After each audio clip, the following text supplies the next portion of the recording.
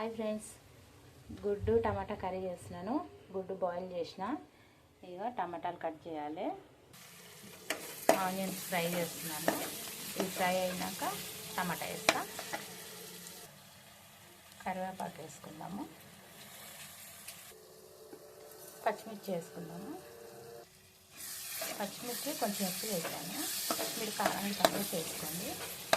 అంటే నేను కారం కొంచెం వేసుకుంటాను, అంటే మిరపకాయలు ఎక్కువ వేసిన. కొంచెం అంత ఉల్లిపాయ వేసుకుందాము, బాగుంటుంది.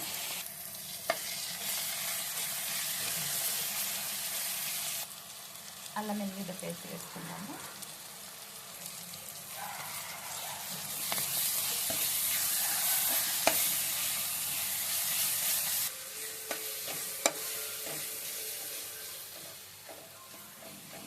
టమాటోస్ వేసుకుందాం.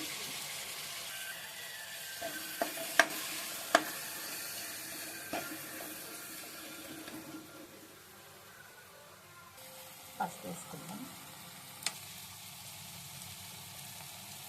పచ్చిమిరపకాయలు ఎక్కువ వేసుకున్నాను కదా, ఒక పావు వేసుకున్నంత కారం. ఫ్రెండ్స్, నేను ఆనియన్ వేగేటప్పుడు సాల్ట్ వేసిన, అందుకోసమే కొంచెం వేస్తున్నాను. కొంచెం అంత వాటర్ పోసుకున్నాము. చాలు, చూడండి ఎంత సరిపోతాయి వాటరు. ఎందుకంటే ఇది పులుసు కాదు, ఇగురు అనమాట. టమాటా కోడిగుడ్డు ఇగురు. అది వరకు ఫ్రెండ్స్, ఇదిగో ఎగ్స్కి ఇలా ఘాట్లు పెట్టి వేసుకుందాము. ఇలా మసాలా పోయి బాగా టేస్ట్గా ఉంటాయి. అన్నీ ఇలా ఘాట్లు పెట్టి వేసుకుందాము. అన్ని ఘాట్లు పెట్టి వేసుకున్నాము.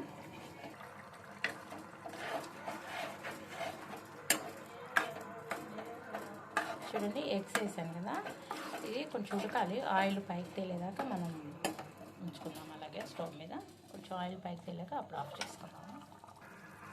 ఫ్రెండ్స్, చూడండి, కర్రీ అయితే రెడీ అయిపోయింది చక్కగా. మార్నింగ్ టైంలో కర్రీస్ ఎలాగ ఉండవు కదా, ఈవినింగ్కి నైట్కి ఇలా సింపుల్గా ఎగ్ కర్రీ చేసుకున్నామంటే పిల్లలు బాగా ఇంట్రెస్ట్గా తింటారు. వేడివేడిగా కూడా బాగుంటుంది. రెడీ అయిపోయింది. Okay friends, bye.